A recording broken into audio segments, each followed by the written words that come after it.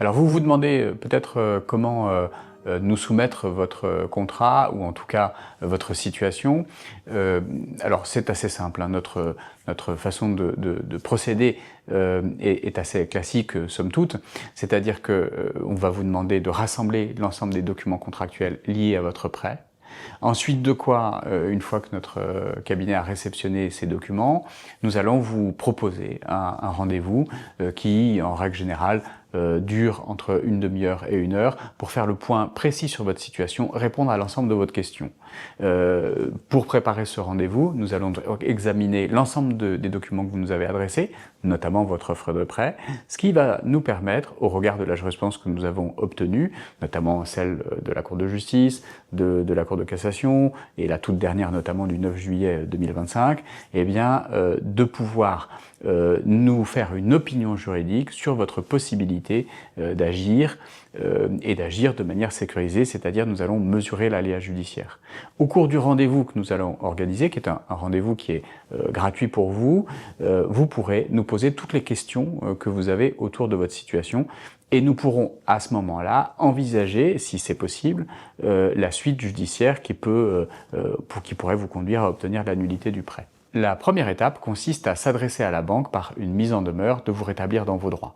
Si la banque refuse d'accéder à votre demande, vous devez alors saisir le tribunal judiciaire qui est compétent géographiquement pour examiner la validité de votre contrat de prêt. Cette première procédure devant le tribunal judiciaire, elle dure fréquemment entre 2 ans et 2 ans et demi. Rarement moins, et elle peut durer plus. Mais les délais moyens qu'on constate, c'est 2 ans à 2 ans et demi. C'est au cours de cette première procédure que va être examinée la validité de votre contrat. Lorsque le juge du tribunal judiciaire va rendre sa décision, au bout de 2 ans, 2 ans et demi, il peut alors, si les critères sont remplis, c'est-à-dire constater le manquement à l'information qui était nécessaire pour vous, eh bien, le juge va prononcer l'anéantissement rétroactif du contrat, c'est-à-dire ce qu'on appelle dans le langage courant la nullité du prêt. Et c'est à ce moment-là, au bout de ces 2 ans, 2 ans et demi, que la banque va devoir, eh bien, si elle est condamnée, vous restituer le trop perçu au titre du prêt, en tout cas annuler le prêt et donc vous rétablir dans la situation antérieure dans laquelle vous étiez avant la conclusion du contrat. À l'issue du jugement de première instance, la partie qui perd dispose bien sûr de la possibilité d'interjeter appel devant la cour d'appel. Et à l'issue de la procédure d'appel, la partie qui perd à nouveau a la possibilité de se pourvoir en cassation. Il existe donc toutes ces étapes judiciaires et une procédure judiciaire d'annulation d'un prêt en devise peut nécessiter d'aller jusqu'au bout de ce type de procédure, ce qui peut prendre jusqu'à 5 à 6 ans en moyenne. C'est là qu'il est important, lorsque vous vous interrogez sur l'opportunité d'agir en justice, de faire le point sur l'ensemble de ces voies procédurales, de manière à ce que vous soyez éclairé avant d'engager l'action en justice sur l'ensemble des développements judiciaires qui peuvent se poser à vous. Mais c'est notre travail, bien entendu, de vous éclairer sur toutes les questions que vous pouvez vous poser autour de ce chemin judiciaire qui peut, par nature, être long. Au-delà de l'aspect sériel de ce type de contentieux, dès lors que vous nous avez saisi de votre défense, eh bien, nous allons vous accompagner individuellement. Concrètement, cela veut dire qu'à chaque étape procédurale, nous allons vous informer de la réalité de la procédure, des étapes judiciaires. Nous allons peut-être vous solliciter sur des documents qui seraient manquants de notre côté et nous allons bien sûr vous solliciter aussi sur l'évolution de la procédure en fonction des événements de la procédure. De votre côté, évidemment, vous devez vous adresser à nous si vous aviez des questions. Nous sommes à votre disposition pour vous éclairer. Par nature, une procédure judiciaire est quelque chose de complexe. Nous, c'est notre métier, mais vous pouvez en ignorer les tenants et les aboutissants. Et de ce fait, évidemment, vous pouvez à tout moment vous adresser à nous pour vous poser les questions que vous pouvez avoir. Se pose ensuite la question de la sanction qui va être appliquée par le juge. Le juge dispose de plusieurs sanctions possibles. La première et la plus importante, celle que l'on va rechercher, celle que l'on va demander, c'est l'annulation de votre prêt. La conséquence de l'annulation de l'emprunt, c'est que vous n'avez à restituer à la banque que le capital en euros empruntés.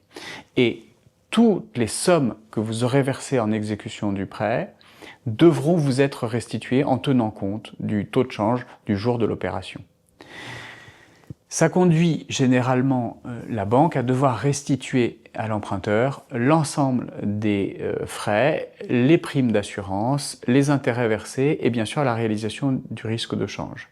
Une fois que votre action judiciaire est engagée, on nous pose souvent la question de savoir comment chaque emprunteur, chaque client du cabinet est accompagné dans le cadre du litige.